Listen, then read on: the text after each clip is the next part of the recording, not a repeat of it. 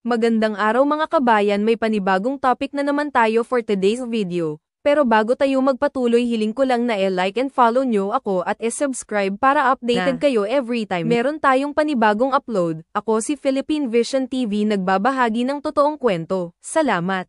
Hontiveros shows alleged Pogo Farmally link, Michael Yang's bro. File photo, si Senador Risa Hontiveros ay nagpapakita sa publiko sa posibleng koneksyon sa pagitan ng Philippine Offshore Gaming Operator, POGOs, at ng kontrobersyal na Farmally Biological. Sa isang online press conference noong Lunes, 15 ng Hulyo taong 2024, sinabi ni Hontiveros na ang suspendido na mayor ng Bamban na si Alice Guo ay maaaring may ugnay sa mas malalaking sindikato na nagsisiwalat sa kanyang kumpanya ng Baofoland Development Inc. Ipinadala sa isang Hongjiang Yang, isang kapatid ni Michael Yang, isang dating tagapayo ni dating Pangulong Rodrigo Duterte at isang sentral na figure sa iskandalo ng Farmally. Joseph Vidal, Senate Prib. Manila, Philippines, ipinahiwatig ni Senador Risa Hontiveros ang publiko sa posibleng koneksyon ng Philippine Offshore Gaming Operators, POGOs, at ng kontrobersyal na Farmally Pharmaceutical Corp. Sa isang online press conference noong Lunes, sinabi ni Hontiveros na ang suspendido na mayor ng Bamban na si Alice Guo ay maaaring may ugnay sa mas malalaking sindikato na ipinakita sa kanyang kumpanyang Baofoland Development Inc. Ay may nagpadala ng mga paghahatid sa isang Hongjiang Yang, isang kapatid ni Michael Yang, isang dating tagapayo kay ex-President Rodrigo Duterte at isang central figure sa Farmally scandal. Binanggit ng isang senador ang umano'y posibleng koneksyon sa mga iligal na pogo ng mga personalidad na iniuugnay noon sa Farmally scandal. Kabilang dyan ang dating Presidential Economic Advisor ng nakaraang administrasyon. At nakatutok si Mav Gonzalez. Sa Senate hearing kahapon ukol sa mga iligal na pogo, ilang beses lumutang ang pangalan ni Michael Yang, dating Presidential Economic Advisor na minsang iniugnay sa binansagang Farmally scandal. Konektado umano kasi si Yang sa isang Gerald Cruz ayon kay Senadora Risa Hontiveros. Incorporator umano si Cruz ng Brickhearts Technologies, isang pogong nag-ooperate dati sa Cavite pero kanselado na ngayon ang lisensya. Ilang dokumento naman ng Brickhearts ang natagpuan sa ni-raid na pogo sa Bamban, Tarlac. Sa 7 incorporators, 4 ay mula sa Davao. Pero, ang talagang interest ko dito ay si itong taong Gerald T. Cruz. He is also connected to Farmally.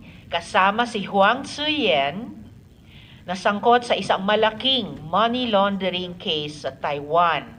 At kasama si Alan Lim. Si Alan Lim ay si Lin Wei Song.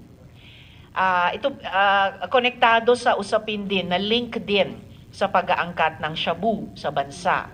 Have these connections been noted by PAGCOR? Involved nga daw po itong personality na ito sa Farmally issue and naka-note na po sa amin yun. Sa investigasyon noon ng Senado sa umano'y overpriced COVID supplies na binili ng gobyerno sa Farmally, lumabas na ang pangalan ni Cruz bilang Corporate Secretary ng Farmally Biological Company. Corporate Secretary rin si Cruz ng Philippine Fullwind Group of Companies kung saan presidente si Yang. Sabi ni Hontiveros, tila Farmally Group din umano ang nasa likod ng mga pogo dahil pare-pareho ang mga personalidad. Habang sinusundan namin itong investigasyon laban sa pogo at lumitaw na nga yung connection Gerald Cruz at papuntang Michael Yang, tingnan natin saan tayo dadali ng ebidensya kung this time around makokonekta yung dotted lines hanggang kay Duterte. Sabi naman ng PAGCOR, nasa radar nila ang pangalang ito, pero sa ngayon po, wala po kaming masasabing information about that po, connection with higher officials po. nadawit ulit ang pangalan ni Yang nang humarap si Jessa Mendoza, biktima ng identity theft na nilagay bilang direktor o incorporator ng iba't ibang kumpanya kabilang ang Yangtze River Group ni Yang. My name, taxpayer identification number, and signature were used to incorporate no less than 193 corporations. Of the said number, more than half, or around 102, have foreign-sounding names. I was not aware of the existence of any of these corporations. Kaya tingin ni Ontiveros, posible umanong mastermind si Yang. Possibly, kasi ang laki ng papel na ginampanan niya dun sa Farmally scam. At kung parehong Farmally group ay nandito rin pala sa Pogo, so posible, malaki din ang papel niya dito. Pero mariing itinanggi ni Yang ang pagkakasangkot sa Pogo. Kung may ebidensya aniya laban sa kanya, ay dapat ilabas ito sa pagdinig.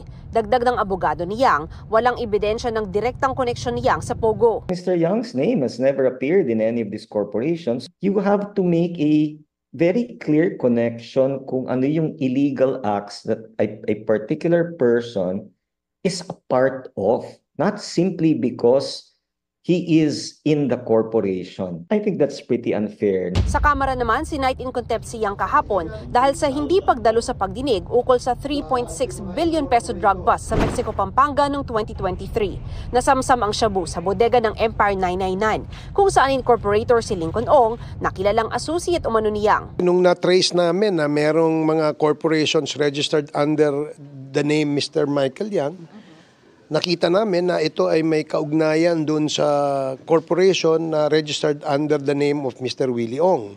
Now, if you remember, several years ago, there was a report from Colonel Acerto that he is involved in drug smuggling in Davao. Iniutos ni Barbers ang 30-day detention para kay Yang sa Bikutan Jail sa Taguig City. Pero base sa record ng gobyerno, umalis ng Manila pa Dubai si Yang noong May 12. Humingi ng dispensa si Yang sa hindi pagdalo dahil may mahalagang negosyo umano sa Dubai. Hindi naman daw kailangan ng presensya niya sa kamera na para lang ipahiya siya. Matagal na raw niyang itinangging sangkot siya sa illegal na droga at kung may ebidensya laban sa kanya ay dapat ipresenta na ito sa pagdinig. Hindi rin aniya ang batasan ang tamang lugar para itanggi ang mga akusasyon. Dedepensahan niya raw ang pangalan at puri niya sa tamang venue. Dagdag ni Yang, alam naman ng lahat ang relasyon niya kay dating Pangulong Rodrigo Duterte na nakilala niya noong mayor pa ito ng Davao City. Hindi raw siya tinulungan ni Duterte o ng malalapit nitong kaibigan sa negosyo. Hindi rin daw siya sangkot sa anumang illegal na negosyo. At yun na nga ang topic natin sa video na ito. Ikaw na nanonood ngayon, anong masasabi mo? Comments mo na dyan sa baba. At para naman updated ka sa mga upload ko, don't forget to like and follow. Hanggang dito na lang. Ako si Philippine Vision TV, nagbabalita mula sa Pilipinas. Thank you.